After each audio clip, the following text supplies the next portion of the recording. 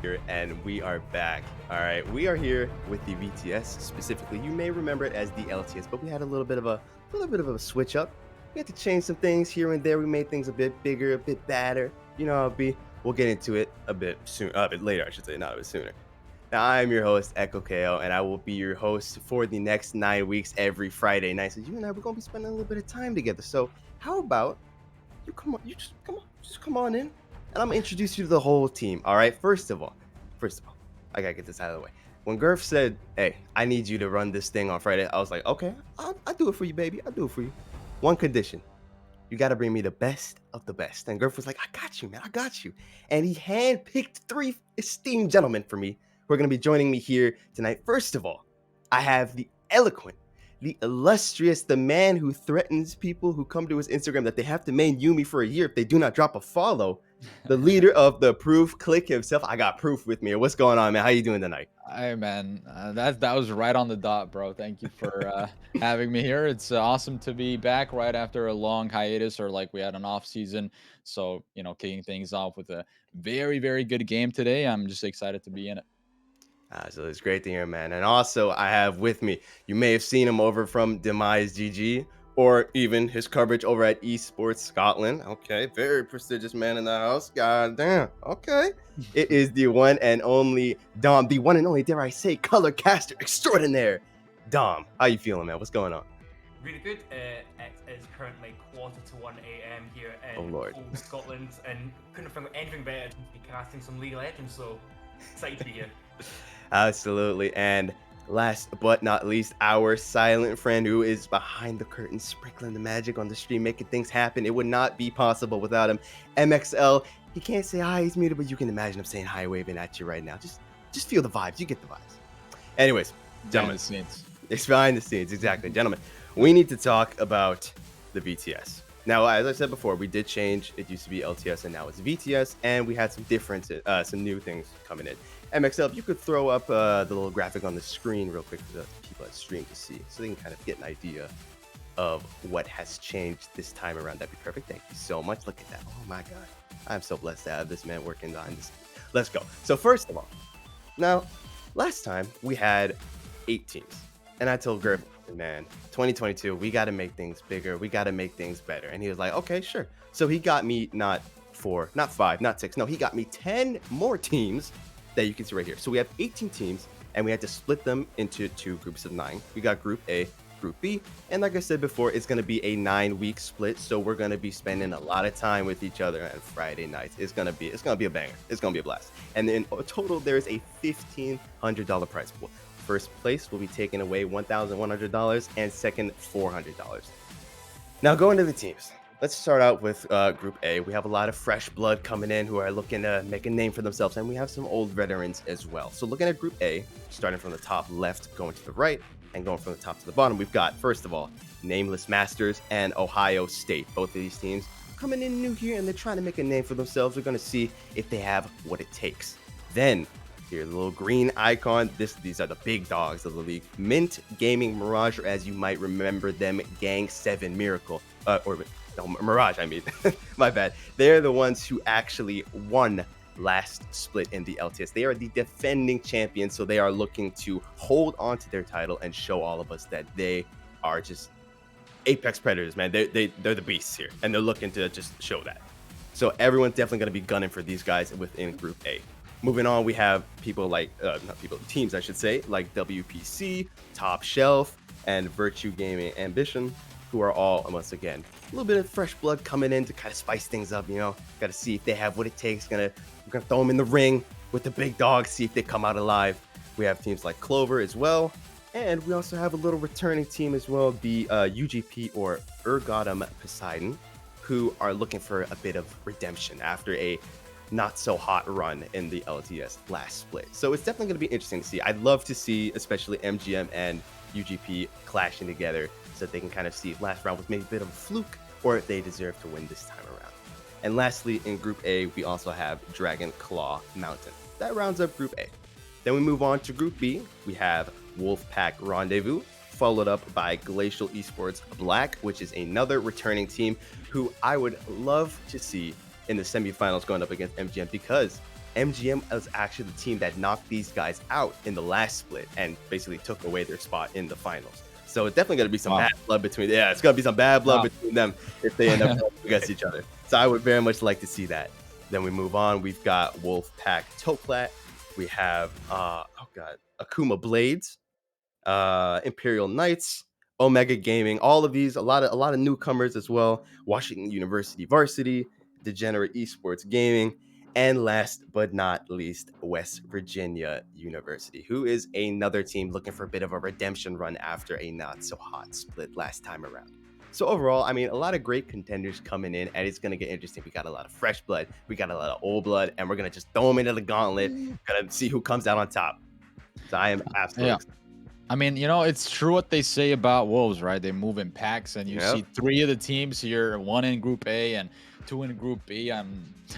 They're ready. They're ready to attack from multiple different angles and trying to wear their opponents out and then go for the final blow. But yeah, and obviously, like you said there, Echo, a lot of stuff to look out for, especially the returning champions who are now under Mint Gaming. Mirage. So that's going to be our game today, which we're excited towards. Damish, what is your take on a couple of the teams? I mean, obviously, I was just looking at the logos, and I was just like, okay, maybe this logo is better than that logo. But overall, I want to see like the talent pool and what they have to offer in this one. Yeah, just having a quick wee look through some of the players that you can see. There's quite a lot of strong potential, even just from their own OP.GG reviews. Obviously can't see much from the eye test sort of level of players, but some of these players look like they could be sort of pushing that next level in amateur play, going towards that proving grounds, going towards even potentially getting towards some form of academy level. So I'm excited to see what talent we can find from us three just watching these games. There's so many players to pick between, and I'm just really excited to see exactly what's going to happen over the next few weeks. Absolutely, I couldn't have said it better myself. Honestly, MXO, can we get a little predictions going on? I want to have something that we can call back to, 9 weeks down the road, and someone maybe even gets it right. That would be pretty awesome. Me personally, right? I'm gonna go for Glacial Esports. I would love to see them win this thing, just because I feel so bad. Like they came so close last split, and then they just get knocked out by MGM. They're like, nah, get out of here. You're not worth the crown. So I would really like to see. I'd imagine they're gonna be fighting real hard. They're gonna get real nasty with it, and so I would love to see them win this thing. So we're running the predictions right now. That's awesome. Yeah, I mean, I don't know. I mean, for me, if we're going around the desk right now asking who we think is gonna make it out, like I'm gonna be that one guy who says, "Let me just wait and see." I'm gonna be that one guy. I hate to be that guy, but from what I could see and looking at the OP.GGs, I would say MGM are definitely looking strong. They're trying some meta picks that I think could be dangerous here, throwing at it against other teams. So they're gonna be the ones that I'm looking out for. Yeah, throwing my 2 cents in the full thing, I think I'm a man who'd like to take as much less risk as possible. There's 3 Wolfpack teams, that's a 1 in 6 chance one of them wins. So I'm gonna place my bets with Pack. That's who I'm going for. Okay. We're really spread out across the board here, so we'll run that back 9 weeks down the road, see if maybe one of the 3 of us got right, or maybe none of us got right. That being said, though, gentlemen, tonight's match, we've got MGM going up against WPC. Now, MGM, they're a beast. All right, they are a beast. They ran it back last split. They went 6-1. They lost a single game and dominated almost every other game, always pretty much winning 3-0 when it came to it. So these guys, they're nothing to be trifled with, but I don't think that Wolfpack calendar is going to let them, not going to let them just take that win, to say the least. Yeah, I think it might be tough here, right? I mean, it's the first day, so there might be some jitters, right? We could say, I mean, it's not going to be as much jitters as, say, like if they're going to be in the quarterfinals or semifinals, but there's definitely some things maybe they need to work out. And through the split, right? You did mention Echo, it's going to be 9 weeks, so we're going to see a lot of them. And, it's the debut, so I don't want to judge the book by its cover, but if they got what it takes, obviously they're going to have to show it tonight. Definitely. Yeah, I completely agree, and it's also first week of the league, so teams might not want to give away some of their spicy picks from practicing. They might have some secret tactics they really want to hold off, and especially because some of the games are on stream, some are off stream. Potentially teams might want to, hold their cards close to their chest, especially this early on. Might see some of the pocket picks be a bit spread out later on in the season, maybe not see them tonight. But again, I'm just really excited to see what they want to bring, especially on stream, and get a good showing for themselves. Absolutely, absolutely. I will ask.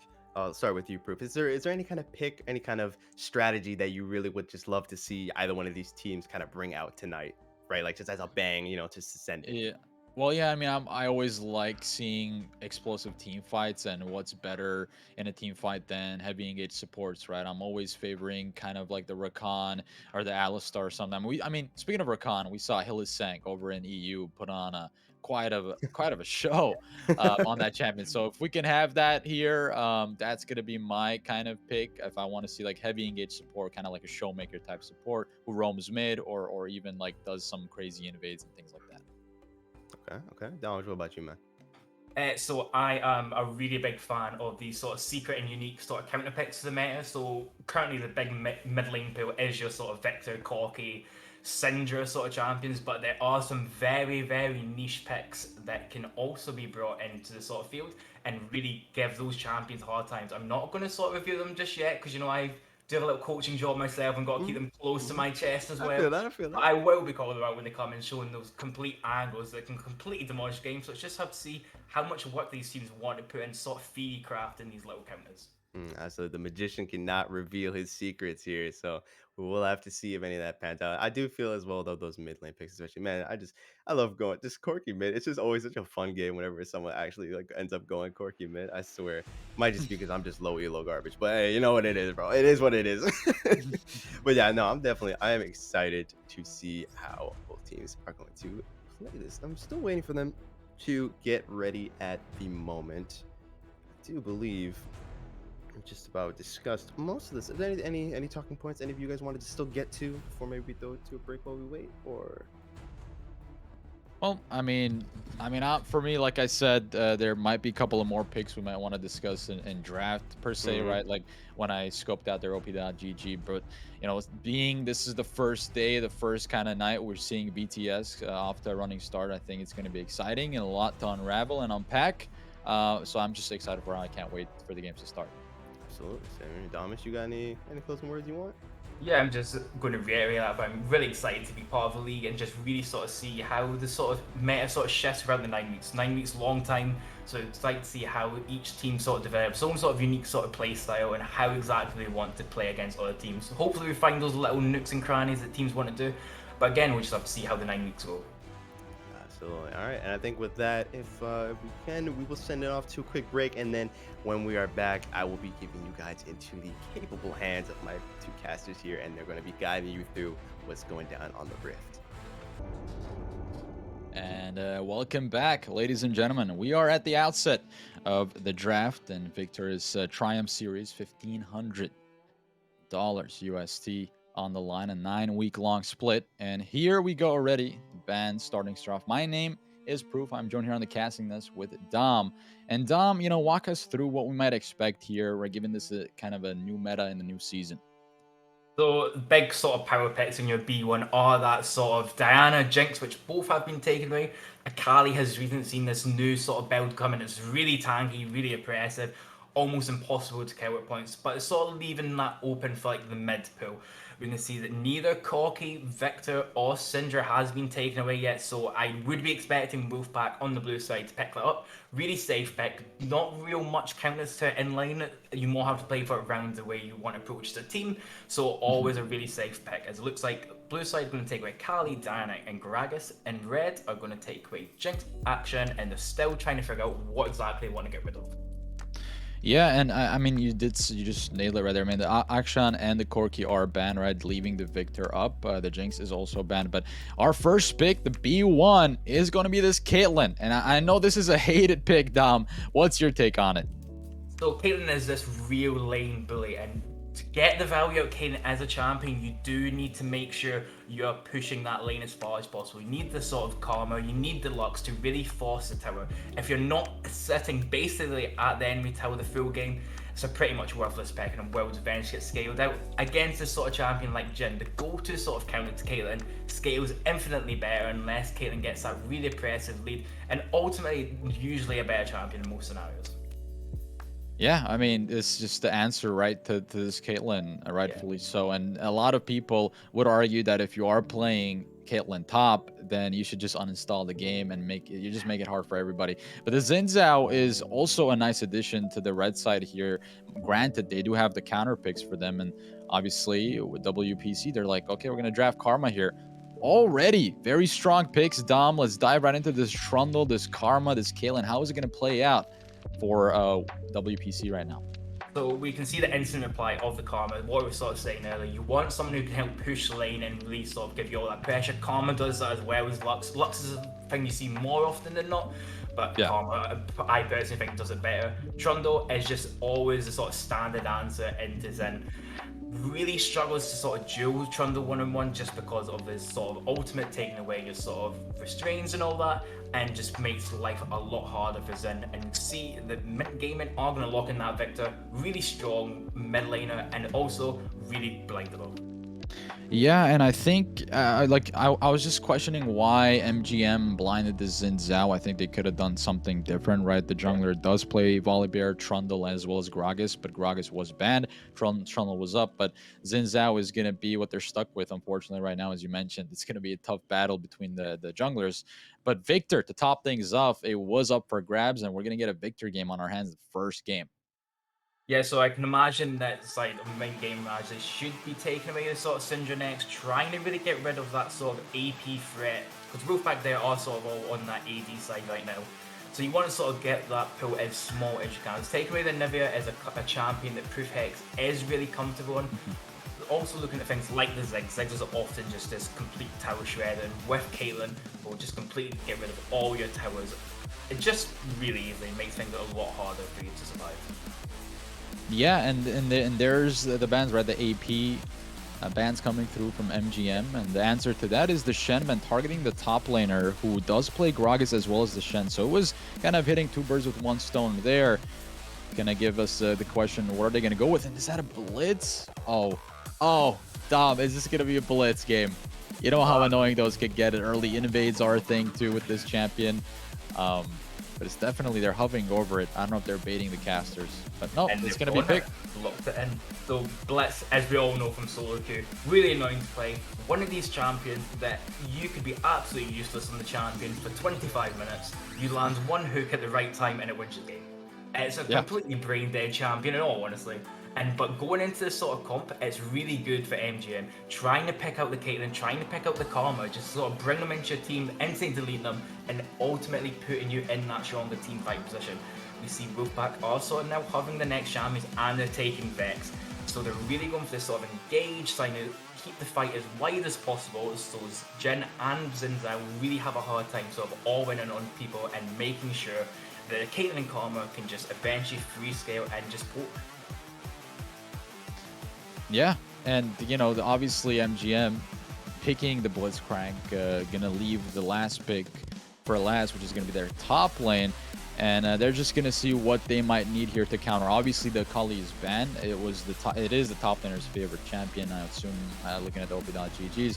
So let's see what kind of answer they got to this Renekton and how the matchup will fare. Ideally, though, what do you think MGM should focus here in their draft? And it's going to be the Gangplank. Wow, top things off. So this is our picks here, Dom. Let's dive right into it. What do we think is going to happen? What are their weaknesses and strengths? And do you think that MGM did a good job here in their draft on the red side?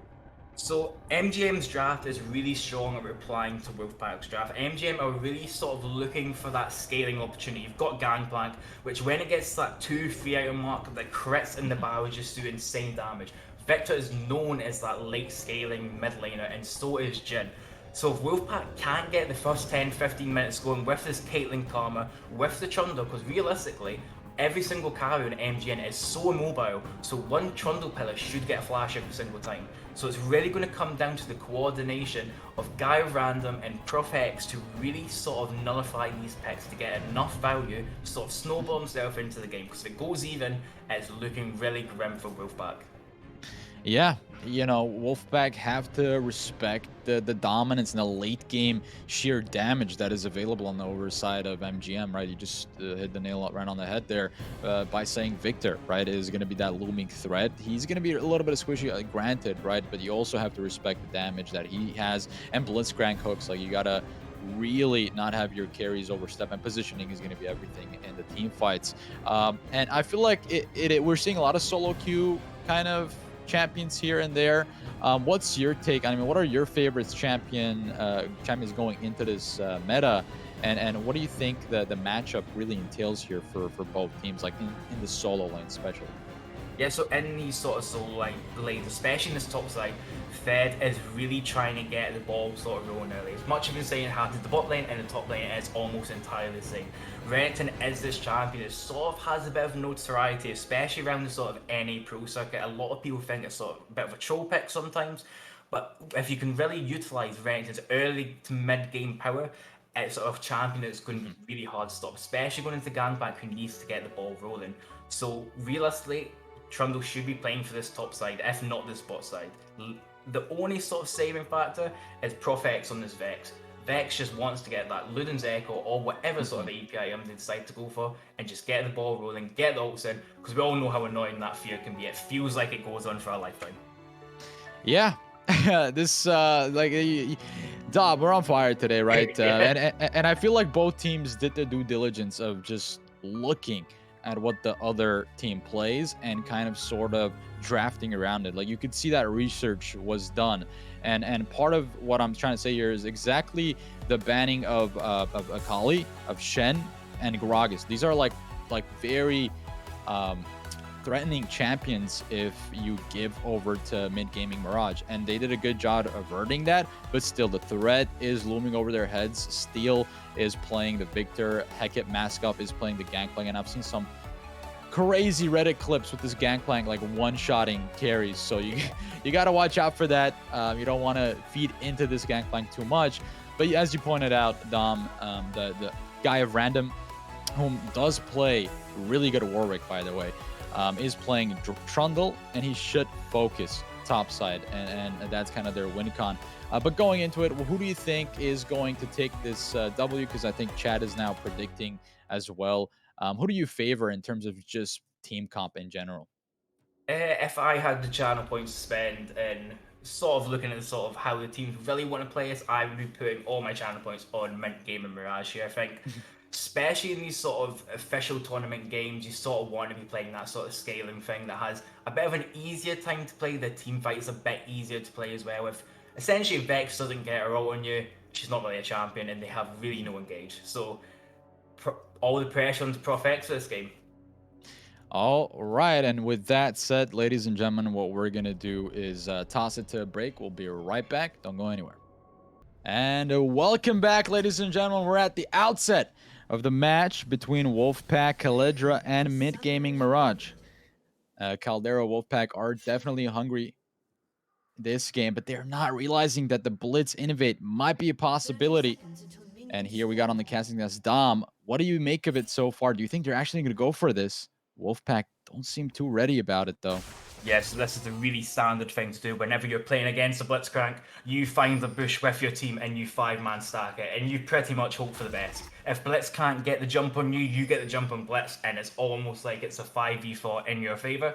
They decided to go for this bush on the bottom side of red, but it looks like to come Snowveil as they were spotted on a ward. So it looks like it's now just going to relax. Things might go back to lane, but we can see the side of Mint Gaming are just checking out their own buffs to make sure there was no sort of counter invade. And now both teams sort of don't really know what's going on with each other. And this is a bot side leash for Guy of Random. Meanwhile, Best Turtle NA is going to stop towards, starting from the top side, right? Maybe doing red, maybe even counter jungling. There's a possibility, but Fed did drop the ward, I believe. Nope, they don't have an idea about their blue side over the blue side buff. But here we go.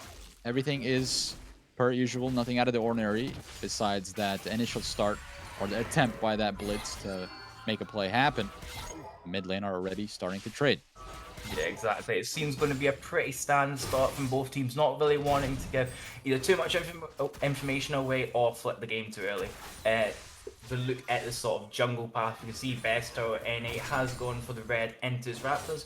Looks like he will just go clear his bottom side, and Guy of Random is pretty much going to copy him exactly, but he's going to skip his Raptors, so he is going to miss the camp and be slightly behind in his jungle tempo. but both these junglers essentially just really want to get into the map as quick as possible. So they want to make sure they are getting their level 3 and pushing waves and trying to get the most value out of their champions. Trundle is really looking to pop the flashes as a little trade happens in mid, but again, it's just going to be poking for this early game. Yeah, just as you said it, right? Maybe they're looking for the level 3 to gank. That's definitely what you want to be looking as if you are the jungler here, to make tempo plays happen, to get flashes, as you pointed out. Trundle already making his way towards the top side. Gonna wrap around the gangplank there. Hecate mask off. Might have to burn the flash here if the stun is good. He does so. Initial flash to just get away from there, and that's exactly the blueprint Wolfpack just did. Dom, are you predicting the future here? It's just the sort of Trundle gaming you want to see. You want to try and get in that value. The flash is down, so we do have about 5 minutes on that, so expect him to be top as frequently as possible. Big thing to notice though, however, is we do see that Gangplank does have that first strike. The new rune, essentially getting extra gold if he hits the champion first, so we'll have to see how much value he can get from that throughout the game. Value is key here, and it just does look like the Trundle does have a lot of agency early on, and Zinzak goes for a bottom side invade.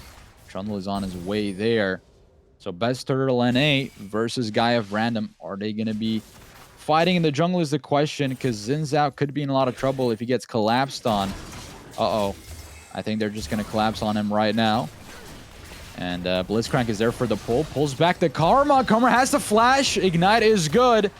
Capitan taking him very low, but no kill to be had yet. Really good sort of initiative by Guy to get the reset and head to his bot side. You could sort of feel there's maybe something going on, and Best Turtle NA did try to get a good value from there, but again, nothing really happening. It's getting the flash from Karma, even more immobile champions in the spot lane, just showing you the complete power of Blitz, just landing that Q and making this bot lane absolute nightmare for the side of Wolfpack. Yeah, just hate to be in a nightmare right now as CE fed, 1 level up, Hecate mask off, who does not have the flash, consequently having to burn it, that early gank. Guy Random already putting pressure towards the top.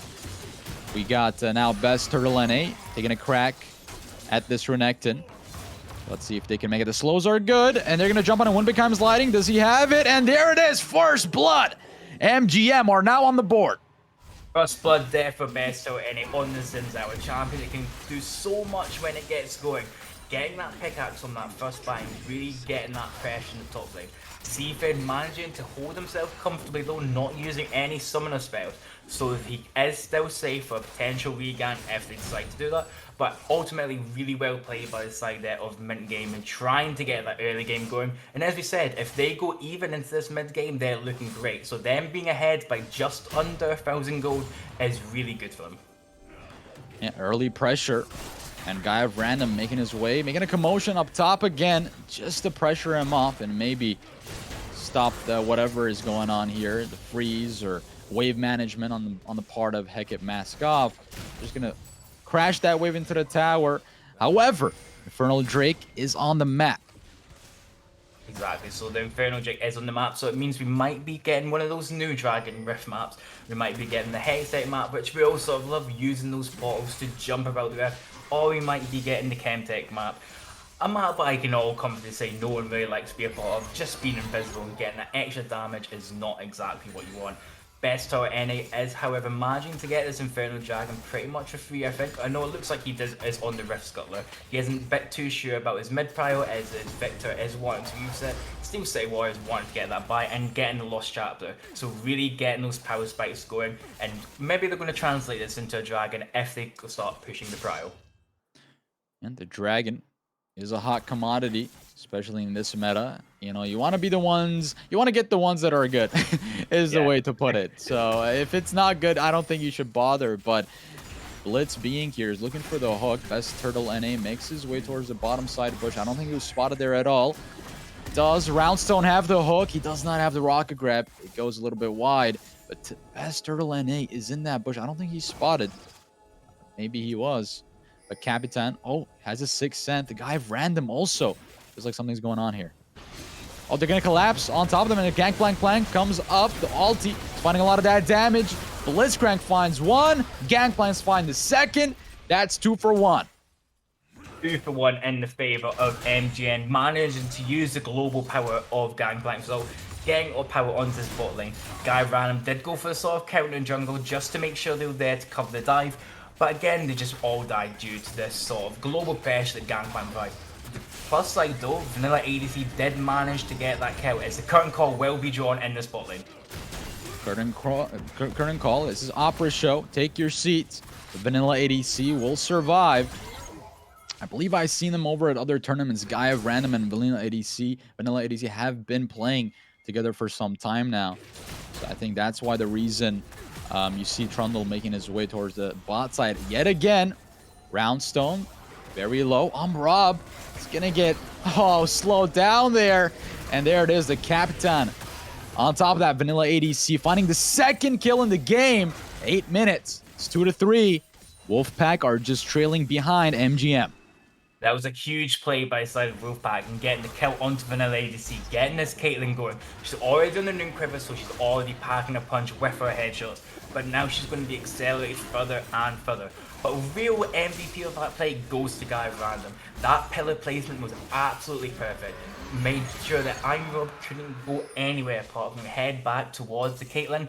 And we all know how that went. A nice kill for the Vanilla ADC. Yeah, that was definitely a good setup there. Something that they needed in this early game, right? We thought that Trundle, right, needs to play the top side. I mean, we spoke about that, and he did.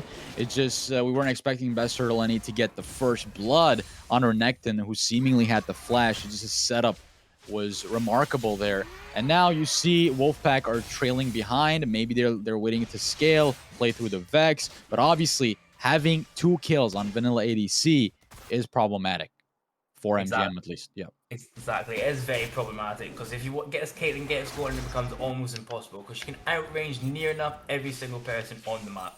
In the meantime though, while we were discussing that play there, Wolfpack there did manage to pick up the Infernal Dragon, so that is going to get their Dragon stacking going and perhaps clinch them in the end. And we see that Mint Gaming do actually trade it for the Rift Herald, so we'll have to see exactly how they get the value from it, as it looks like Turtle NA is trying to get a pop of this mid turret. Yeah, there it is.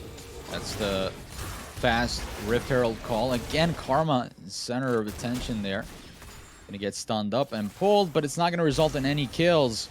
And again, Guy of Random hanging out with his close buddies here over the top or the bot side. These junglers are not giving anyone the chance to breathe. They're constantly keeping up the pressure and making sure they're making every lane's life as hard as possible so they can't get the values. Vex up goes. Best Turtle is going to jump on Professor Hex, who does have Shadow Surge. But look at Capitan taking low, and that's the Jhin. Execute the 4th bullet. Does connect. Guy of Random taking very low as well. Smites the Gromp. Is it enough, though? The answer is no. That's the double kill from I'm Rob. 4 for 1 in the favor of MGM there. 2 kills going on Time Rob on this Jhin, so that scaling is going to get further and further. That team fight was just really scrappy. Wolfpack trying to force a play there. It wasn't really working out for them. They were not in the position, especially from the collapse of the bot lane of Mint Gaming. I was a bit confused there by Vanilla ADC's positioning there, as he constantly was going for the Zen, who had the ult up and was sitting on the outside. So that damage was next to nothing there, and it was just wasting time as the rest of his teammates fell. So we'll have to see exactly how they want to translate into the game as a small lead as we do. Oh, Best Turtle NA has to flash over to the wall. Here comes a rocket grab as well. They're now going to collapse over onto Capitan. Capitan making his way with those movement speeds around, and exceptional maneuvers there, but Guy of Random was just so close to get that kill. They just had to tax Best Turtles NA flash. And that's exactly the power of Trundle's pillar. Having a good paced pillar can really turn a team fight, cause people to panic and burn summoners, or just make a nuisance in team fights. So this is what we're having to keep our eyes on, to make sure this pillar is placed in the right spot so the teams are filtered in certain ways that really benefits their team. We have a quick look to see how things are developing. We can see Gangplank is going for this sort of crit style that became notorious in solo queue for one-shot people. As he does have the Essence Weaver at 12 minutes, he must be getting some insane value from that first strike to really accelerate his gameplay. And speaking of accelerating gameplays, and let's take a page. Let's talk a little bit about power spikes. Right, we were talking about this earlier, and Vex gets the power spike, and then the first item, Luden's Echo, I think, is build path that they're trying to do here. Professor Hex does not have Flash or Ignite here to make anything happen. Steel City Warrior only has the Flash, so does have more kill potential, assuming he wants to gap close, anything like that. But you know, what should we look forward to here in terms of itemization by both mid laners? But we are just sort of looking for that Luden's Echo, mainly from both sides, just because they are the sort of solo AP threats. Looks like Blitz is just going to slowly miss it there. So Luden's Echo, really strong item just for flat AP to really sort of get the ball rolling with them. Both champions can expose it really well. As this Rift Herald was dropped bottom, looks like a play is about to happen. Yeah, I don't know if this is the ideal place you want to drop the Rift. This best turtle ending gonna pop the ultimate. They do grab Caitlyn here on the rocket grab. This could be detrimental. Vanilla ADC under a lot of heat, and the air is gonna get thick again. Curtain Call opens up, and the show is on. And this is the slaughter of the Wolfpack. As Guy Random is struggling a little bit here, sidestep the Jin stun, and that Shadow Surge right in the middle of that team fight. Professor Hex gets straight to the rocket grabs, goes wide. The scoreline is 4-10, and that is 2-1 in favor MGM. MGM managing to turn that play. They get the hook onto Vanilla ADC, who for that split second was maybe just lost a bit of focus to be in the range of Blitz. And then they just managed to collapse as well as possible. That Rift Herald didn't manage to the tower, so they didn't get the value from it. But just look at this bot lane. There are 2 plates gone from both sides. And we said right in the beginning, right in draft, when that B1 Caitlyn was locked, that if they're not sitting at MGM's tower the entire laning phase, the pick loses so much value. So Caitlyn is already going to be slower and slower behind. She did manage to get the Mythic first. She did decide to opt in for the Gale Force. Pretty good in this team comp. She's got a lot of squishes she can sort of play against, no real tanks, and also just gives her a little bit more kiting tool with the Zen, with the Victor, who want to chase him down. So a really good sort of build path going. You see the Vex has decided to opt in for the Everfrost this game. Going in for that ult, she's going to go in for the ult, in for people, fear them, and then stun them again. So to get a insane CC chain that's going to almost make it so tilting that they don't want to play the game. I mean, it feels like they kind of are lacking that utility, right? So it does make sense for why Professor Hex wants to build go down this path, really. And Pillar is not doing it, right? Guy Random has a lot of pressure. He has to also make it, Trundle plays like we saw, taxing the flashes and whatnot. So they just need a little bit more utility. We're seeing that through the Vex, and we do have a bounty on the Mountain Drake. Meanwhile, Heket Maskov is splitting over the top side. He does have TP to join in on this fight. Look at that zoning. That's just remarkable, the way they're zoning out. There's a jungler. Oh, there it is, the root. Here comes a curtain call. Blitzcrank does pull the right target. That's the Vex who flashes over. Shadow Surge only to the back line, though. Meanwhile, a great steal. Best turtle NA making it happen. That is just impeccable timing to go into that pit, and now the re-engage is happening. Heket Maskov is here. Blitzcrank gonna force out the flash. Rob does get fed, and this is just a steamroll. MGM are making it happen and finding the plays time and time again. That is a really strong 2-for-1 there by MGM. And all these team fights are just managing to get that little bit more, that little bit extra. And the full hassle of that team fight going on as well, Best Tower NA managed to get in. With that wind becomes lightning and managing to take the dragon away from the Wolfpack. So we can see the dragons are getting a bit even. It's going to give them 5 more minutes of free scaling. That exactly what the Gangplank, Victor and Jin want. They just want to keep the place going as slow as possible to really accelerate their game. So all credit to MGM. They're completely playing to their win con. Wolfpack, they need to sort of find a way back. They need to be getting those objective bounties that have just been added to the game. Even though it is only about 50 extra gold per person for those outer turrets, that's 50 extra gold. It's something to work for, something to get them back into the game. I mean, speaking of, how are they going to get back into the game? They need a miracle here. I mean, we thought it was going to be closer, but it's very one-sided, right? At least we thought the Trundle was going to be a problem for Best Turtle NA, who's piloting the Zen. But besides that, it just hasn't been favorable for Wolfpack. They're struggling every inch in this game and every inch on the map. Yeah, exactly. If we can look at the vision on the minimap, if you sort of scroll your eyes towards it, we can only see 2 defensive pink wards and 1 defensive ward in that top try. Not really giving much information, but this is exactly not what you want to be doing. If you're behind as a team, you need to be having that defensive vision in your jungle. The more vision you have in your jungle, the easier it is for you to get your camps and roam as a team to make plays. If you slowly give up your jungle, you're just giving them more breathing room and more chances. The second hell is going to be dropped. Vex ult goes. Oh, here we go. Vex ult, he just got current call to answer. Herald is going to do a lot of damage to that turret guy. Random taking very low. The crit damage will finish him off. And there it is. Best Turtle NA jumping onto Capitan and giving that kill over to Heket Maskov. Vanilla ADC very low. Might get the kill here. I'm Rob going to heal for this 1v1 flashes. The Q. Gale Force is in. Oh, there it is. Vanilla ADC with the movement. Vanilla ADC deciding that even if his team is going to lose the team fight, he is not going down in the 1v1. He is getting bragging rights over I'm Rob. While that little 1v1 was going, we've seen a huge gangplank all in the middle of the map, really sort of spreading out the fight and making it as awkward terrain for everyone to fight in. And then the side of mid game just completely ran towards them, taking 2 towers in the process. They've really accelerated this game. It's a 10k gold deficit at 18 minutes. That is insane. It's actually really almost to the point where it's game over, but it's a wolf pack. Wolves hunt together, so this is when they need to rally themselves together and keep things going. Yeah, and the discrepancy in the mid lane and the top lane, and it's just the only thing that's going for Wolfpack at this point is, in fact, this Caitlyn, who's been finding some opportunities. You know, kudos to Vanilla ADC for finding that outplay there on the 1v1. That was a huge shutdown. I think Jin had like 450 gold bounty or something like that. Could be mistaken. That's a chunk of change. You know, that's a chunk of change for someone who needs it. The resources do count, especially when you're behind.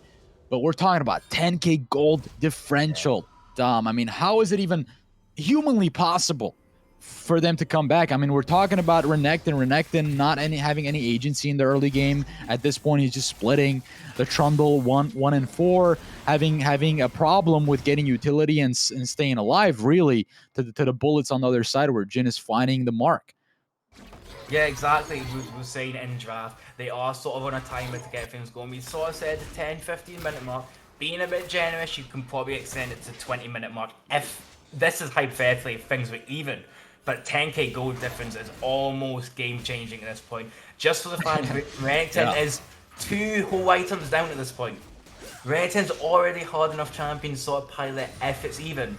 But now we're looking at a complete 2-item differential. This first strike on the gangplank, it must be giving insane values. Looks like they're trying to find the Vex. Vex caught out in no man's land at that point. You know, you walk in your own turf, you're gonna get caught, and that's a rocket grab for you. And that's why it's very potent that they drafted this Blitzcrank. It threatens so much on the board. It's very early, and yet another grab. Renekton, the vicious alligator, descended into the. He didn't descend into the Tyrant form. He didn't even pop the ultimate there. No reaction whatsoever. Just got grabbed and died with grace, as now they're cracking the inhibitor here. MGM, they're just finding kills back to back. I mean, this is just, what more can they do to win? I mean, they're just, everything is, they're cashing in the chips, they're finding the rocket grabs, guy of random, not having any agency here, the Renekton dying. It's just very surprising turn of events. I mean, obviously out of the gate, starting very strong. This MGM lineup looking very scary. Yes, MGM came to play the defending champions, trying to hold on to their crown. I also really like how safe they're playing. They know they have the late game together. They know they're definitely secured in this late game, and they're so far ahead, they're not going to push their luck any further than they need to. They got the inhibitor and backed up and get the dragon. That's 5 extra minutes of scaling they have, which we can constantly keep going over, but 5 minutes they might not need going at their current pace. Looks like it could be game over pretty soon, looking exactly how this team want to go. But we can see next thing on call is the Baron. If I was a Wolfpack, I'd be going for an honorable flip here. You go for it and hope for the best. Oh, there it is. Heket Maskov gonna ult on himself there, but not gonna survive. Shot down. That's a great rocket grab. Gonna force out, coming down to flash away when it becomes something, slows them down. And here comes Steel City Warrior. for the huge flank on the top side of TP as well. From the backside, CE Fed, who's going to descend into the Tyrant form. That's a 1v3 so far, but barely joined by his allies. Still City goes golden. Look at the HP bars on the red side. Roundstone is low as well. Best Turtle NA sweeping up, mopping up the floor, and double kill connects the bullets. Are you kidding me? That's the Quadra. Starting strong VTS series, ladies and gentlemen. MGN just putting it on fire. I'm Rob then coming to play with the Quadra contingent. He loves the number 4 so much he only wanted to kill 4 of them. Brilliant play there by MGM to really play the fight calm and control. It looks like for a second Wolfpack will do a phenomenal job there as Hecate Maskov is just going for the end. He's teleported to the base, he's getting the first turret. The Baron has fallen, so the Baron minions will be hitting about the base right now. As it looks like the Gangplank and the Hecate Maskov will slowly back off. The base is cracked open on the side of Wolfpack, as you can see here. It's an open nexus. And it's almost like it's game over here, Proof. Yeah, Dom, I might have short-term memory. If you could help me remember what the heck that was. I mean, I'm Rob. You almost got the Penta there. Was it possible? Was there a 5th member there? You know, again, short-term memory here, but I mean, I would love to see a Penta kill on our first day of VTS, starting things off. But as Quadra will just do, I guess. Exactly, getting that quad there was really good by I'm Rob, just to sort of play it slow. Jin's always one of these weird champions to play around in longer team fights just due to that reload mechanic, but insane play there. He's 10, 3, and 8, setting up 3 items. He's almost unstoppable here as it looks like MGM are going to group up with their band minions and siege the base. Yeah, I mean, I haven't seen a better Jhin game than this. Like, honestly, 10-3, Gale Force in a competitive 5v5. I mean, at this point, Vanilla ADC does like not much to this Jhin, where Jhin is excelling in these team fights, finding the stuns, the W's, and the curtain call is on point. And I think it's impressive from MGM to sort of come out of the gates with this sort of preparation and superiority. And Shadow Surge at this point is not threatening anything. It's an open base. Nexus is under attack. Captain gonna get pulled, and that's the last time we're gonna see him. But oh, wait a minute, Vanilla ADC finding some damage. Like I said though, their Nexus is wide open, exposed. They got more grabs coming on the side of MGM. That's gonna be the Trundle gone down. Best Turtle NA gonna go golden. Vanilla ADC back to the fountain. Professor Hex. Now this is in the hands of Vanilla ADC. Oh my god! The damage! The damage! Oh, they're just toying with them at this point. Absolutely incredible. Such a colossal win for MGM. And Wolfpack can't even compete in the first game. Exactly, that was a huge dominating play there by MGM just to get things going, get the ball rolling. They are the defending champions and they are here to play. Not giving Wolfpack the chance to reap. They see their early game comp and decide, you know what, we're going to beat you in your comp to win condition. We will beat you early so you can't even get to the late stage. So really good play there by MGM to get the ball rolling and take that first victory. I mean, it's they didn't just take it, Dom. They didn't just like they grabbed, they just they destroyed Wolfpack, man. It's just it's sad to see this is the first game, but obviously there's hope. There's a glimpse of hope for maybe the second game. This is why it's best of 3. But shortly we'll throw it to the desk or a break, but we'll be right back. Don't go anywhere. Gentlemen, what did we just witness? Okay, MGM, man. They're dangerous. They're looking dangerous. Very dangerous. Yeah, they came out to play guns blazing, defending champions, really showing why the defending champions really putting their foot on the league already. Insane gameplay by every single member of the team. There wasn't really a standout player.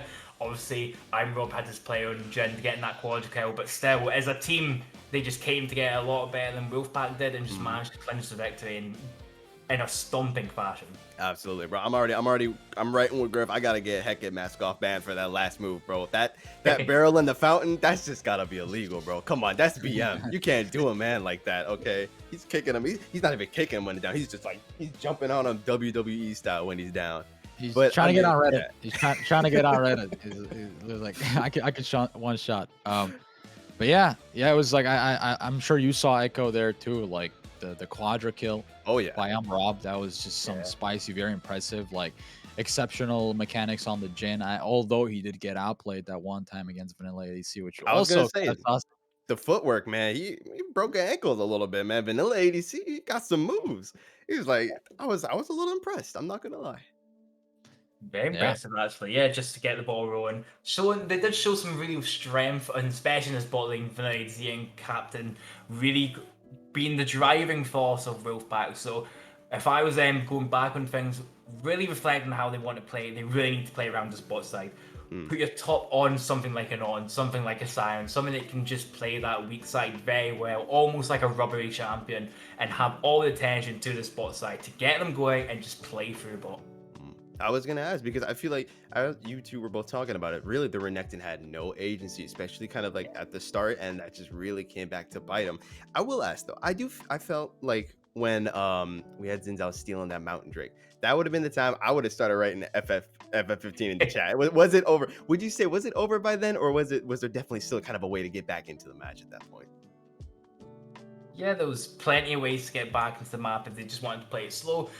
Sort of play it slow, try find these picks and really sort of accelerate the Caitlyn, really in particular. The Vex is more of a champion that you don't really need to get a lot of gold and sort of value in it because the AP ratios are just stupidly high that it just doesn't make it that much difference really. So sort of trying to play for this Caitlyn, but Rob just said, no, Caitlyn, you're not going to play the game. So it just happens. And on top of that, though, like the win cons for Wolfpack, right? We discussed it, right, Dom? We were talking about how the power spike for the Vex is definitely important. They should play towards that, and how Trundle should ideally play towards the top side and help gank. So those two things that they literally needed to do kind of fell apart the whole time, and it was kind of saddening to see that really like their win cons are just crumbling right in front of our eyes. And I mean, maybe next game they could, like you said, draft some other win cons, like put some kind of weak side top, like who's able to handle a champion, for example Ornn, who's able to hand that matchup, and then maybe have different type of win cons, because Vex ended up not building Luden's Echo, went for that extra utility and was really struggling in the game. So maybe even focus in the mid lane, maybe have your mid lane get ahead, or even bot lane. But Wolfpack still have another crack at this. Definitely. I was gonna say, after what we just saw now, are we doubters or are we believers? We thinking that maybe Wolfpack definitely still has a chance to kind of get back into this thing, or is MGM just gonna mop the floor with these guys for the next 2 rounds? What are we feeling? I'm gonna throw this to Dom because he does coach their fourth. I just want to see what he thinks first. I'm a big believer in game 3.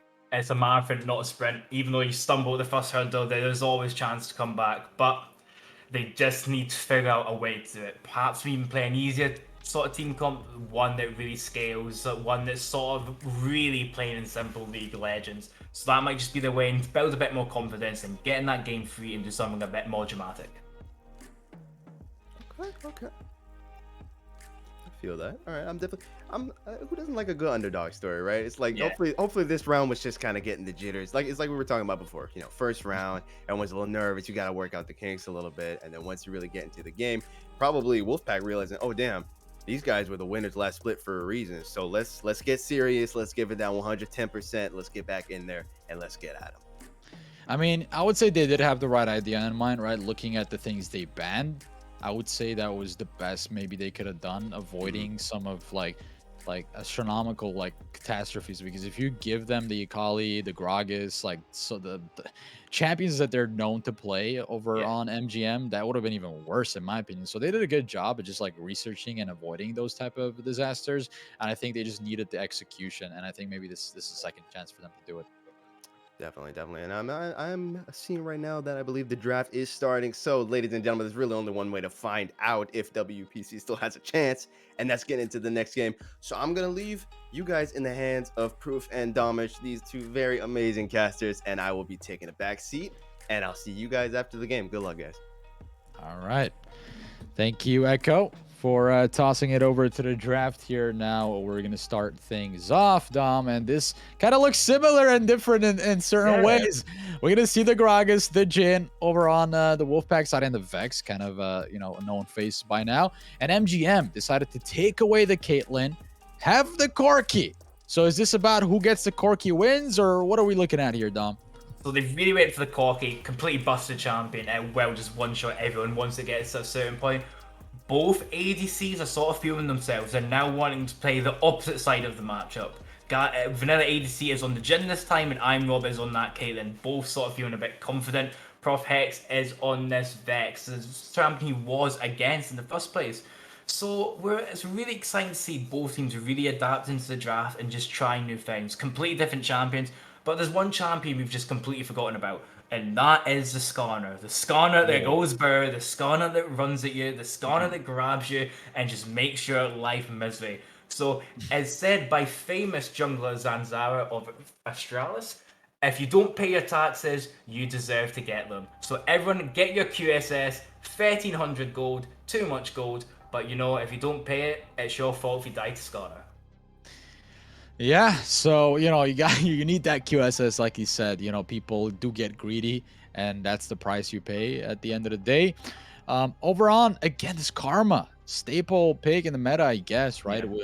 Wolfpack again deciding to play that champion and flexing it towards the top or the bot side with the Jhin, and perhaps this Gragas could be flexed towards the top. We don't know yet, so they're doing a good job. I feel like this is a lot like playing chess, right? Drafting is like, what do you have to pick first? You could even bluff sometimes, and I think securing the Gragas here is already a good sign for Wolfpack because it didn't go in the hands of MGM, and now you do see that Ornn topside. Exactly what you pointed out, Dom, but MGM are doing it. Yeah, exactly. They're just listening in and Cleaves trying to take my advice. So see that now MGM are trying to figure out what sort of support they'd like to go, unless they're doing something really obscure with an Ornn or Skarner spot, something you'd probably never see anyway. So if I was on mint game, you sort of want something that'd pair really well with this Caitlyn. So you want something like a Leona potentially, something that is a bit engaged, a bit more appealing, or we're going to see. Oh, very interesting what we're going to see going on. I'm pretty sure that is a Lissandra support. Something a bit niche, a bit different, and a bit out there. But again, they've left their draft pretty much open to interpretation. Could still be a few other champions, as Wolfpack are going to look like they're going to have that Viego champion steal your soul and make life misery. He'll steal your soul. I gotta agree. I agree with you on that. He definitely would steal your soul. This Viego champ and he's a heartbreaker, right? Like heartbreaker with the alt, and obviously there's a lot of targets where he would alt on. First being Caitlyn, second being Corki, who does have the package, who could get away. He's very mobile, given that I guess package and his tools. And for Caitlyn again, it's also going to be how well she's equipped to handle the late game and how well the team plays around her. Obviously, you did point out Lissandra support. Do you want to kind of dive into that more here and how like that is good for teams, and why would a team want to pick such a support? So, Lissandra is a champion normally dealt for the mid lane to deal with your assassins like Zed. More famously known for the sort of LeBlanc counter. LeBlanc can jump in and you just W instantly and just lock her up and stun her. So it's sort of an anti-assassin sort of thing. If you look at the side of Wolfpack, though, they don't really have the sort of assassin that would really sort of you'd get the value from. But the power from the Lissandra support, especially if you think about being that bot lane, the bot lane is a really tight, rigid lane. Apart from the little cove you have on the really bottom side, it's a pretty narrow lane, especially with the wall on the side. So that means you have less spaces to run from when Lissandra decides she wants to E in, follow herself through, and W. So it's really smart to have Lissandra, but the only sort of downside is she does sort of need a few items to get going. She doesn't really pack a punch, but the utility can make it the value of it itself, really. Yeah, it's along the side of I would say Leona, right? I mean the utility that she does provide, but she does a lot of damage too, so she needs a couple of items to make that happen. So it is interesting pick on the side of MGM. What I was kind of thinking, because is this kind of done in solo queue, or I mean obviously like I haven't seen it in pro play yet. I mean I could be wrong, but maybe it is like you said, maybe in solo queue people are doing this. Which brings me to the second point, which I want to talk about, like picks right now that are hot, like Pyke mid, right? Like almost 60% win rate in Diamond and above right now. Like it's kind of a solo queue monster. I don't know how often it's getting picked, but it's up there. And I thought I would see a glimpse of that in this meta, in this 5v5. Obviously, it belongs in solo queue, and teams could punish it hard in 5v5 situation. But I feel like if they're doing this Lissandra type of hidden tech or whatever, why not go that route? What you could draft an Action on top, you could maybe do Pike mid, something like that. So yeah, it's all about just finding these sort of niche and different picks that sort of fits your sort of style of team comp.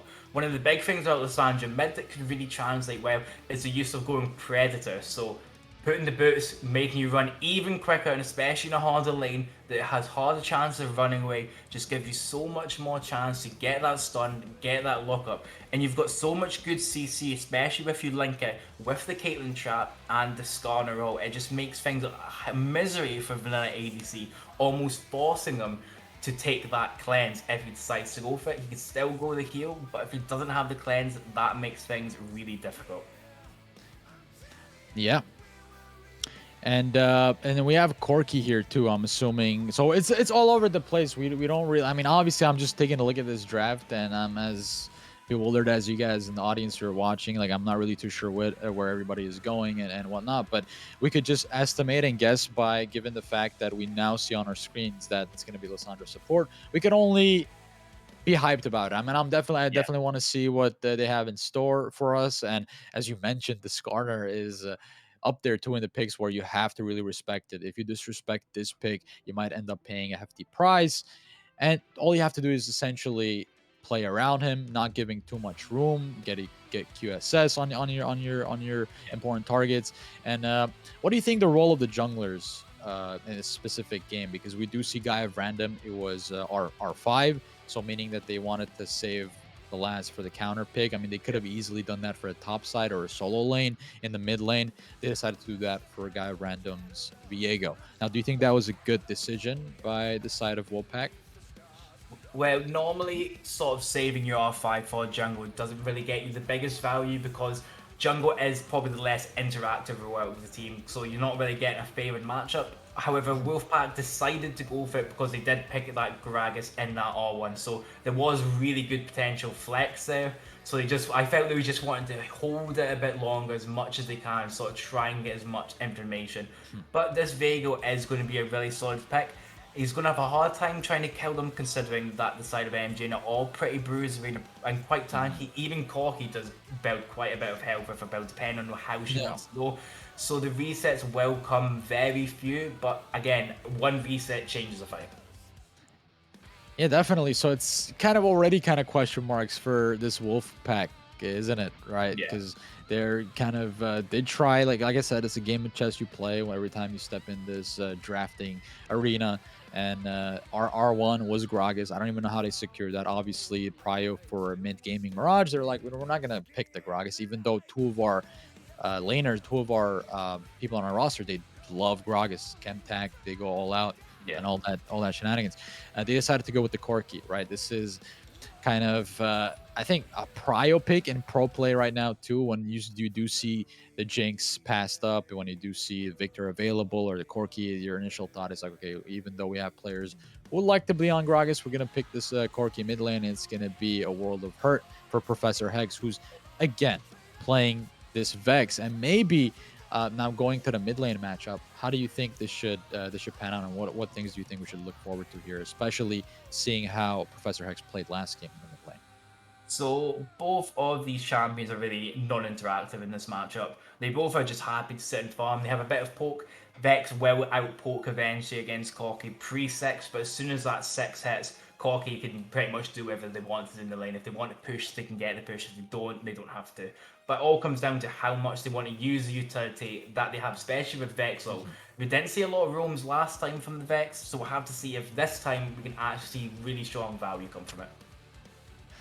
And this is it, ladies and gentlemen. I'm excited. I mean, this is my first night here for my first day for VTS, and obviously just seeing how intuitive and creative the teams are, I'm just excited. And thanks to Dom for analyzing this. We're going to take a short break. In the meantime, we'll be right back with the second game between these two giants, MGM versus WPC. Be right back. And welcome back. The second game. The outset of this game. Obviously, there's not a blitzcrank here, so no threat of invasion But Dom, walk me through what we might expect here. It might be slower start compared to the first game, which at 20-minute mark between these two teams, MGM had a 10K gold lead. Do we suspect anything like that might happen here? Obviously, you know, kind of saying that this might be a slower game. Yeah, so even just looking at the jungle picks, they both are sort of this wait till six sort of thing. Viego has a bit more agency earlier just because there's a lot more tools to go for gank. So I can expect a lot slower start, perhaps less action. The big thing, however, though, is if we look at the Skarner's rune choice, he has Predator.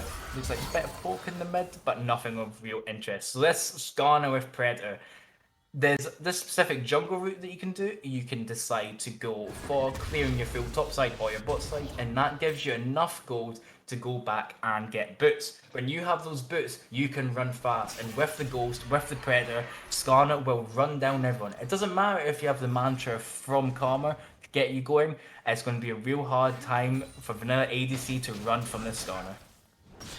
And that's where I guess the focal point is, right? Best Turtle NA, he did turn things upside down last game when he got the first blood. And now the threat, the sheer threat, him piloting the Skarner and just honing down Vanilla ADC, who was the only problem last game, to be honest. I can't think of anybody else on the side of Wolfpack who was as problematic as Vanilla ADC was. But already, mid lane trades going off strong. Yeah, exactly. They're just going for those early game trades. Vex is getting a little bit of favour in that matchup. Is because Professor Hex sort of knows how he wants to play this and getting that early game push. As you can see, that fear constantly being stacked, and especially with a champion like Corky, you're giving them blinks, you're giving them dashes that gives Vex a bit more time to those fears. As things are going in this early game, there's not real anything to really report upon, but the main thing is the Caitlyn. Caitlyn has decided she wanted to go for a Dawn Blade start, which is really inefficient in terms of ADC sort of building. Just means you're sort of wasting gold when you could spend it on your mythic. Dawn's Blade only really gets its value if you're wanting to fight level 1 and level 1 only. But again, we'll just have to see exactly if that does make an impact in this later stage of the game. Yeah, and like we also implied, right, previously, impact is very important, and when we talk about impact, I can't help but to think about this Lissandra in the bot lane, right? I just want to see what sort of impact and agency Roundstone is going to have, because the first game he was piloting Blitzcrank, he was just getting all them hooks, and is it going to be the same, or is it going to be different now that he's playing this Lissandra? Obviously, we're few items short to tell anything about that yet. 3 minutes on the clock, almost 4, and no ganks to be had yet. Exactly. You can see this little trading pattern here. It's exactly how Lissandra wants to do it. Go in, get the stun, and go back. So it's all about sort of baiting that, as you can see. On is going for a really heavy trade to heck it mask off his side. He's had enough of C-Fed on his Grax already. But again, this poke really amounting to nothing as all lanes are sort of pushing. Yeah, all lanes are sort of pushing. It's a push and pull effect, but it looks like Skarner is making his way towards the top side. Gang CE Fed doesn't have a lot of mana. He's not going to commit. Skarner realizes something. I think he is going to be on the invasion. Just drops a ward down to call back. Although Professor Hex looks to be out of position, or rephrase that, aggressive positioning by him is susceptible to a gank, but Best Turtle NA opts not to do that and goes for the tempo play, resets, and here we are. It is a slow start, Tom. Yeah, it is definitely, yeah, it feels very methodical. Wolfpack are not playing as aggressively as before, but it just looks like, you know, the Skarner is pathing a little bit faster, or a little bit more, I guess. He's calculating his way, I think, where he's going to end up, and he's cleaning up, swooping up the minion wave in the mid lane. Want to be wanting this Vex for a long time. That's a waste of mana from Professor Hex in the meantime. But yeah, Dom, like, what should be the priority right now, looking at the game state for both these junglers? So on the side of Wolfpack, Guy of Random is really sort of wanting to make sure that this Gen has an easy time in lane and this Vex has an easy time in lane. Doesn't really matter about the on will get these good trades onto Gragas, but it's a really wanting to get your Vex engine as far ahead as possible. If you're sort of letting them scale, you will eventually outscale, but considering how the first game went, you really want to get the ball rolling as quick as possible just to get momentum. That momentum is key here. And Professor Hex, like I said, playing the Vex again, and I hope that they go Uden Zeko, right? Because finding the necessity to go for the Everfrost does not signal the team being confident. It rather signals, I think it signals a sort of weakness for the team, not going aggressive build on this Hex and going for that utility. And hopefully, I think this Vex has a better opportunity this second game to show us what they got. Professor Hex might be under a lot of trouble as I'm talking about it. I'm kind of cursing it in the meantime. No, not like this. Professor Hex going to get outnumbered in the mid lane, and it's a commotion indeed. First blood secured by Steel City Warrior. They're just going to be happy about that one. 1-0 start for MGM. Steel City War again. That first blood looks like they are going to collapse onto this river. Looks like Jagus Ramsden will manage to get away with his life. It's going to target go onto the Vex, but they're going to go back. Guy of Random is living for a long time, but Captain going to have to flash away. It's both summoners down. He does not find a lot of inches, but Vanilla ADC finding that W, finding that stun. Has to really respect that he does not find the fourth bullet, though, that crit damage that he necessarily needed. But you do see 2-0 start. MGM make a lot happen through mid lane and through the gank. They are managing to get the ball rolling again, getting things going as quick as possible. It looks like they're now slowly racking up a 2k gold lead. That's exactly what you want to see. You're managing to get the first kill onto Professor Hex, and then Wolfpack decided they wanted to try and fight the fight, but they ended up opting in to a 2v4, and that is never going to go in your favor, especially at this stage of the game. But Wolfpack are deciding they want to go for this dragon and start getting their dragon stacking going. It's a really loud thing. It looks like Vanilla's been caught out. Oh, Vanilla goes for the fourth bullet. Barely. It does not get the kill. Even throws out the W. What a blunder by Vanilla ADC. Did not look that strong, and now he's going to have a hefty price to pay with his life. And on top of that, though, I guess the silver lining for Wolfpack is that they got the first Drake. Yeah, exactly. And it was a Hextech Drake. So they're getting that extra attack speed that really sort of benefit the team. Getting that on Vego is really impressive because it just really gets him going. Having him in that melee range exactly where you want him and providing so much threat. So again, even though it's not a lot of attack speed, at only about 3%, it still adds a lot of value as the game slowly gets further and further. Big item spikes already. At 8 minutes, Corki already has his mana immunity. So if anyone's seen this Corki build in solo queue, it is disgustingly strong, and he's been accelerated to the point already. He's got his first package. It's almost looking like Corki will be able to 1v9 this game already. And I hate saying that at nearly 9 minutes, but Corki is just a champion that's completely busted right now. Yeah, and that's the sort of thing that we were talking about earlier when it comes to drafting in particular, and how we saw the Corki being left up, especially to a team who's on the blue side. There, I mean, you naturally have to kind of assume that they are going to go for that B1 pick. Speaking of Corki, Care Packers right in the middle there, but Jin is looking very strong. Open up the curtain, and this is not looking good from Rob, as he does have nowhere to go. Vanilla ADC, it's Vanilla on top right there instead of Cherry on top, because he definitely finds a resurgence in this game. 2-1 scoreline for him, finding some footing in this chaos. Oh, C-Fed. Oh, that's the Call of Forge Gods. Clean setup there for Best Turtle NA to execute the Viego. Guy of Random off to a terrible, I guess, start on the Viego, because he's just not having any air to breathe. It feels like he's being suffocated here in the early game.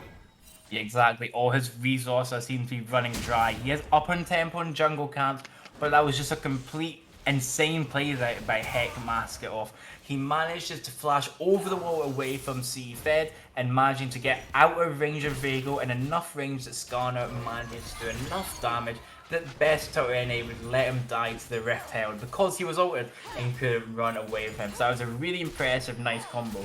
However, on the bot side, they got the play onto Vanilla ADC, getting him that double kill. Yeah, and you know, the bot lane play now, the topside jungle play, and it was technically a 2v2, right? Gragas was there.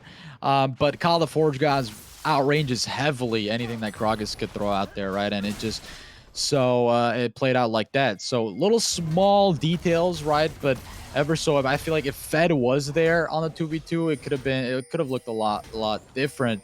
But you know, it's just it's not that favorable for the VO. Guy of Random on a huge reset now, making his way back towards the top side. Hecate mask off on the 1v1, looking strong, but Guy of Random is going to get the stun here shortly. He has it up, and that's a really good setup with a Heartbreaker on top, layering that perfectly for the kill.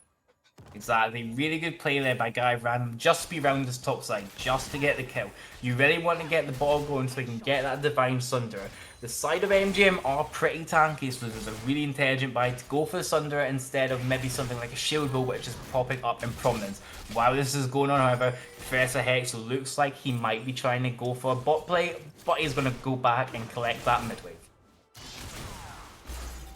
Mid is where the action is, Dom. I mean, if I was to guess if anything about to happen, I think Scar might make his way towards the mid lane or even maybe bot here, as he's not really too much bothered with this Ornn over the top side, who intentionally just died on the 2v1. Yeah. So I guess some momentum is going towards Wolfpack now. 11 minutes on the clock. They are behind just a tad bit. Vanilla ADC is making a comeback, but he's going to get engaged on, as I do say that. Roundstone is targeting him, and that's going to be the ADC down. But here comes the Vex with Shadow Surge, maybe finding a kill here. Yes, that's one down. Capitan trying to aid as a supportive player on the team, but is not doing much there. We'll meet the end. Dies in a gunfight, but here comes the retaliation. Guy of Random looking very strong. We'll go all out. Full combo right there without the Heartbreaker. We'll still get him the kill, and that's a 2 for 3 still in favor of MGM. The MGM again coming up ever so slightly favored in that fight. They managed to get 3 kills and they managed to get the ball rolling as much as possible. While this was going on, however, Steel City Warrior decided, you know what, I didn't want to go help my team. I'm going to be greedy and get these plays, which is exactly what you want to do. He's just got himself 320 extra gold from those 2 plays, and that is insane at this point in the game, considering there's only a minute left in tower placing.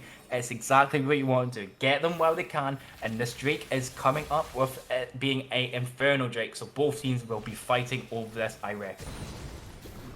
Yeah, this important macro decisions to make for both teams at this point, as you see a Rift Herald being dropped over the mid lane as Karma goes to help out his trusty Professor Hex, but they do lose that first tower, so Wolfpack are scratching their heads. Priority is no longer in mid lane, as vision is also obstructed, right? That's why people say it's better to drop the Rift in mid lane than any other lane, because you naturally gain more position, more advantage by controlling both sides of the jungler or entrances to the jungle.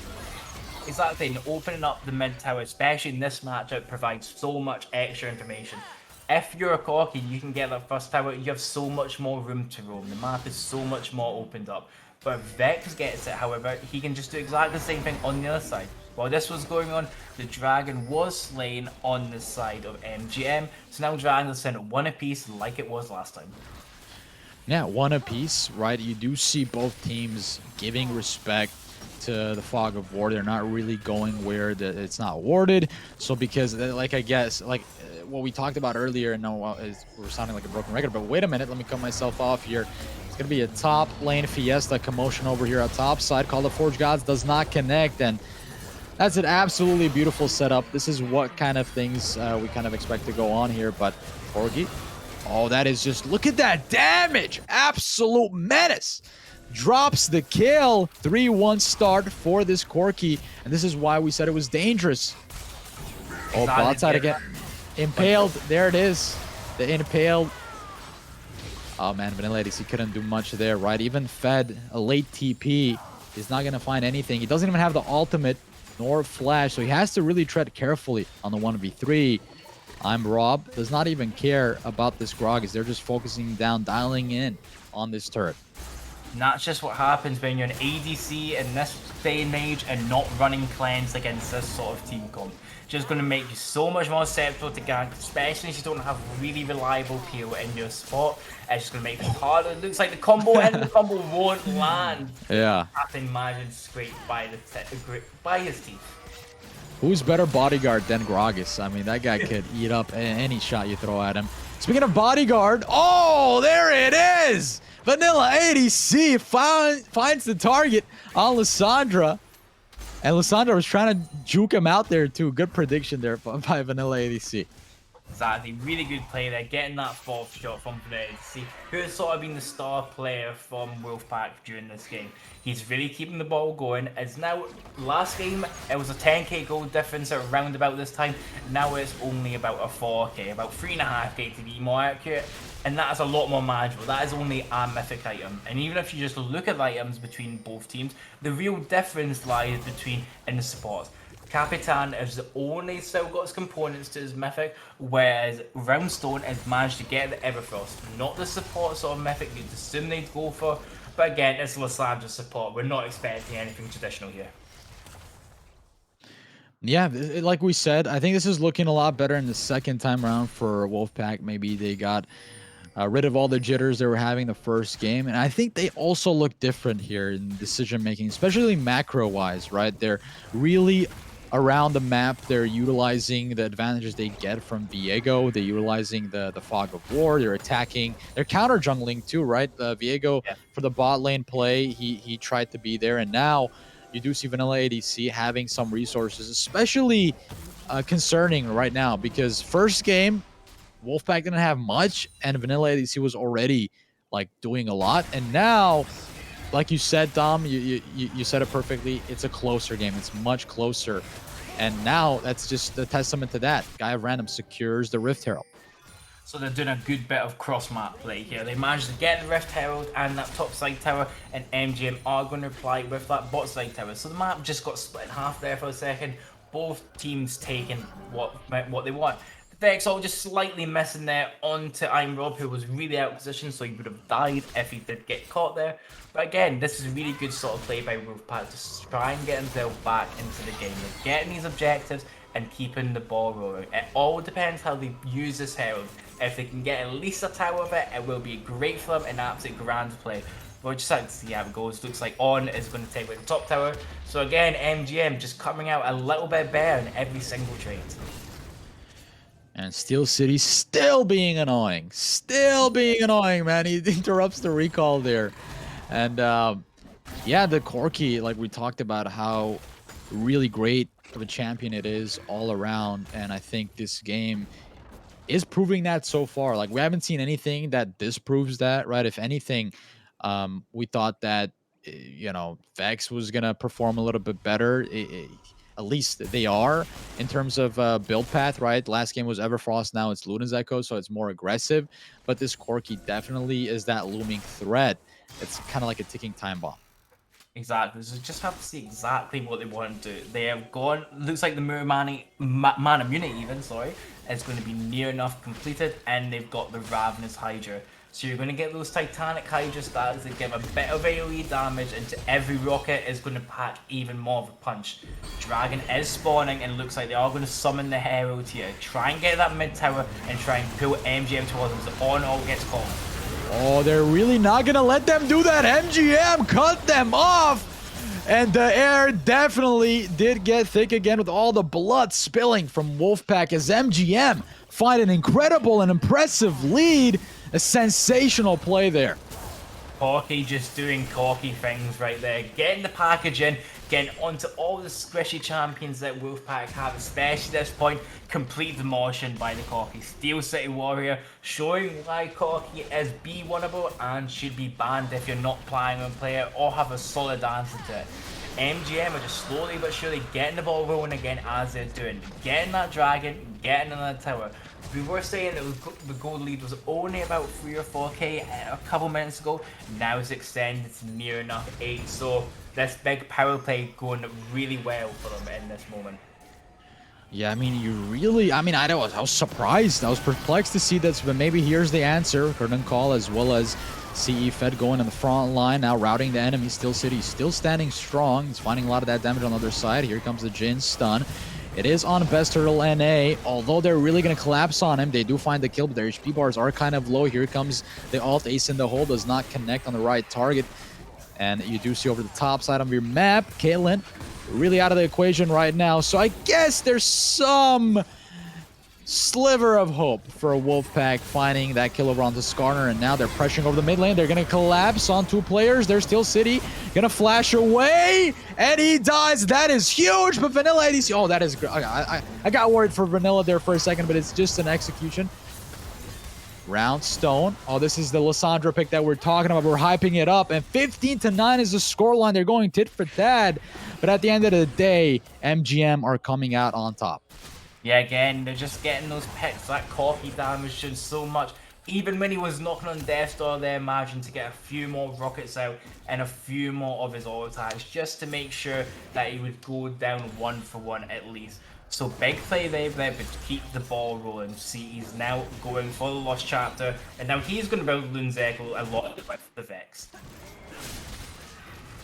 Yeah, the Vex really was really good trigger discipline there for the alt, but it's rarely a just hope like to make you come back in the game. You really don't want to rely on one specific ability, which is the Vex's ultimate here. They really need to rely on vanilla ADC. The positioning is more important, right? Especially against a team who, like, you have to be careful of their ultimates. There's multiple ultimates on that side, the Skarner and Pale, call the Forged God. So it's about really vision and coming down to positioning. Dom, as you do see now, Besturl NA doing aggressive invasion here, might get punished. Oh, that's the keg into the stun, but I don't think they're gonna really want to commit to this. As Dom, we have the Baron up in 22 minutes. Both teams really want to play around it. Yeah, exactly. We're now doing the Baron dance, where both teams are not wanting to give up control of this topside jungle. You can see that they are sort of playing around the vision, trying to keep things going. The poke is coming out on, is slowly going below, losing about a quarter health there. That's perfectly fine for the tank champion like on. They're now just slowly going to give up the pressures. This is now the time for Wolfpack's chance to go in and clear the vision of the top side. If you're playing in the Further Wars, especially the champions like Karma, like Jin, like Vex, who have so much good poke, especially against this sort of team, this is your moment to shine. You need to be going and clearing that pink ward that's behind their red. And we did see that happen. Now they're, like you said, the Baron dance. Maybe they can even bait them into the Baron. A lot of teams love doing that, especially when they have a lead like this, and the Caitlyn sets the traps up quite well. I mean, granted, it's not Teemo's Shrooms, but it does the same effect, in my opinion. It's just so annoying to get into the pit when there's Caitlyn on the other side, especially a lot of utility coming out from MGM. And like you said, she's just setting up the traps right there, probably even baiting the Baron. I think they're going to get started. They are going to go for the Baron, and Wolfpack should know they're on this. This is the time for them to try to go for a fight. They are still a bit bound, but it looks like C-Fin is in the spot side. I don't actually think they know they're on the Baron. It is dropping below 5k, and they're nowhere near. So it looks like they are giving it up right now, as they're going to try and trade for this bot tower. Dragon is spawning in less than a minute, so they need to decide if they want to fight here or give it up. They're still not on soul point, but this will give them 5 extra minutes to do what they want to with that time. Yeah, definitely. If this was the Soul, it would be very problematic for Wolfpack, as they had to contest it. You definitely don't want to give Soul and a Baron to this team right now. At least you'd have Guy of Random maybe 50-50 might fight it, or leave it up to chance at that point, and maybe even do a coin flip, right? It's as good as that at that point. And you do see the control. We're talking about vision, Dom. This is textbook League of Legends from MGM. They're doing everything absolutely right. Yeah, they're just playing really by the book for this game. They've not taken any chances, even though they have shown they are sort of the more coordinated team. They are playing better, especially from that game 1. So this is the time to see the traps from Caitlyn, from Imrob are setting about, as they're just going to take the Dragon with complete zoning control. They managed to delay it a little bit, so it will be spawning roughly about the same time Baron is spawning.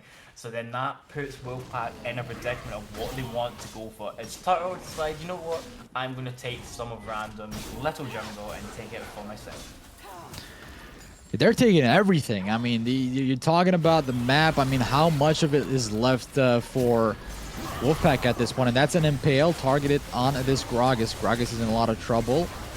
Back against the wall now. He's going to be subject to punishment. Hecate Maskoff finds the first kill on the horn. Really big play there, really good pick there, but they did burn a lot of useful utility, including the Predator on Skarner and Skarner's ult, so now they have the chance. Flash stun goes on to Vanilla AC. Roundstone looking to make a play here. Capitan taking it very low. Curtain call. Orange just standing still. This is my favorite thing to see against a Jhin. Beefy target, soaking it all up. And the damage is pouring on in, though, on this inhibitor. It just cracks open, and now the base is essentially open. All they have to do is split and rinse and repeat. Oh, Vanilla. Oh, Ace in the hole connects. Nobody blocks him. Guy of Random now is about to fall as well. Very low. And speaking of very low, Vex is no longer for the world, and Roundstone finds the kill. 12 stacks on the Magi's Dom as a support, Lissandra. It's like the picks are coming thick and fast. Looks like they might try and actually end this. They're at least going for the first tower to get the first tower. And they're still sort of dancing. The minion wave is depleting really low.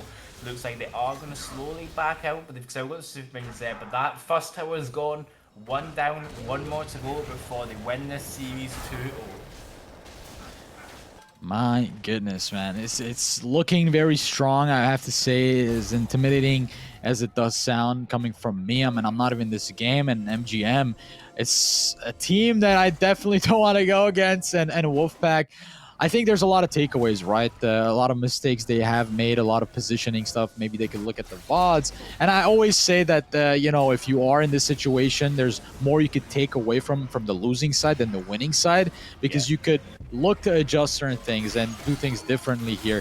But they're not really out of this one just yet. You know, there's that glimpse of hope. Maybe they're able to get the shutdowns. Maybe they're able to get objectives on the board and even prolong this game further.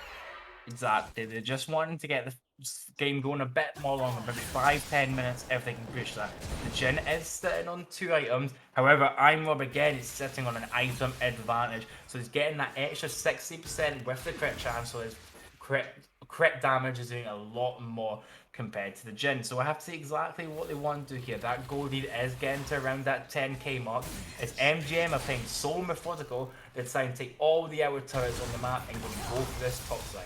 Really strong map to play by MGM, who have had complete map control all game over Wolfpack. Yeah, and that beautiful ace in the hole by the Caitlyn, not being blocked off by any member on side of Wolfpack. That was a very big blunder. I think Vanilla ADC, I mean, they're going to look back at that and be like, that's just something that we can improve on. Body blocking, the ace in the hole is just standard League of Legends, and they want to have Vanilla ADC do his role, right? So they want to keep him alive as much as possible. And here comes a possible engage. Flashes in for the huge keg. Only gets on Rob, though. That is the engage by Shadow Surge. Professor Hex is dead and bites the dust. Vanilla ADC flashes away. Best Turtle NA eyeing him down right now. All the way to the fountain. Does not find anything there, but it's going to be the lone survivor. Vanilla ADC, who has been so the entirety of the game, like we saw last game, he got barreled by the Gangplank, and now is it going to be ace in the hole? Not really. Oh, it's going to be Corky this time around who finish him off. This is exactly what happened last game, but with different champions. And there it is, ladies and gentlemen. Mint Gaming Mirage.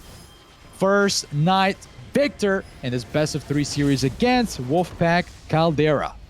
MGM coming out with it. It's like a broken terabyte was taken away from the Wolfpack and managing to break things, click slightly better each game. Wolfpack did put up a better fight that second, but my own mind and MGM comes to play. What a dominating performance, and showing they do have some unique picks there, and we'll have to see exactly how they want to translate that later into the season. Yeah, and let's throw it to the desk real quick. I'm sure Echo was taking a lot of notes watching that game. Maybe we could go over the damage. Corky, absolute dynamite with the amount of damage and sheer dominance he put up here in the second game of the best of 3 series. Mid Gaming Mirage are looking really good. They're in good form. So, you know, it rings bells to other teams. How are they able to compete against this team? And with that said, I guess we'll throw it to the desk and have more discussion about that. All right, well, we're starting here for Echo. Gentlemen, my God, I told you that mid gaming, they're not to be trifled with. They are, my God, they are they're beasts. They are beasts, to say the least. Once again, it was nice to see we saw Steel City, really. He's the captain for a reason, man. He was spearheading this assault. Him combined with, especially those, the Orin ultimates, man, he was actually insane. Yeah, the Dom, right? Like we were talking about the draft earlier too. Like the possibility of Corki going through the draft was very slim, but it did, and it was instantly B1 pick. Yeah, definitely. It was also quite funny to see Vanilla ADC and Rob just completely swapping ADCs, right? It's like before we have Vanilla ADC on the Caitlyn with a little forward, and this time around we swapped it up. Both of them were being like, hey, I'm going to show you how to play the ADC correctly. However, this time around, Mint Gaming, man, they just came out ahead. I will say though, I was down in the Lissandra support. I was definitely down it at first. No, me too. But it definitely they popped off. I might have to sneak that into a little game or two of my own. I hope it works well as it did here. But hey, you never know. Exactly what you want to do, especially having all these unique picks. Like, there's so much potential in this bot lane, there's so much synergy. Especially with champions like Senna getting a really heavy buff. I've not seen any today. There's so many different possibilities you can pair with that sort of champion. Lissandra for one being one of them. But again, Corki, if you're red side, just ban it. Just don't even risk it. Just get rid of it. You can't beat it. It will outscale you eventually. Just ban it. It's fine. Yeah, very true. It was nice to see though that we were talking about it before, that we wanted to see CE Fed up in that top lane, picking kind of more of a top lane where he can kind of, you know, be on his own for longer spans of time and not need as much help. And we did see him performing a whole lot better. You know, he had a lot more agency, especially in this game, and he was able to help his teammates out. Unfortunately, fell a little short, but I mean, I would say it's the idea that counts. But clearly, you know, they show that if they're given the right situations, they can make things happen. Yeah, exactly. It just goes to show what they can do. However, commiserations to Wolfpack. There was a really strong performance when the mid game. They slowly lost it as it kept going. But again, growing pains. It's only week 1. It is a long week. We've got 9 weeks to go. So there's still plenty of time for people to get when learn from the losses and just grow and then develop this team and their identity, which is what I'm hoping to see. Yeah, I think it was what we saw here is superior mechanics on both sides. I was very impressed by both teams, and you know, it goes without saying that a lot of preparation was put into this. I mean, at least some preparation from both sides. And like Dom said, right, this is just gonna unravel weeks on end. And to point out, Wolfpack did do incredibly well, like start of the game on both games.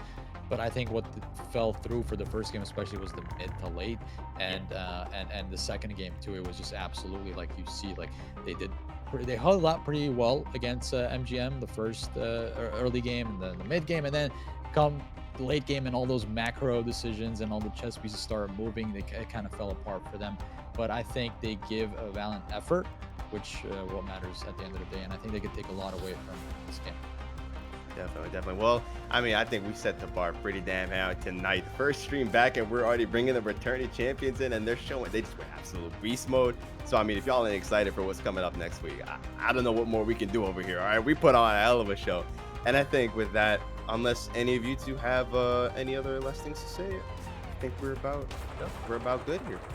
You got anything, Proof? Not really. Just I hope to see Pike mid someday, and then I try on top. That's all I want.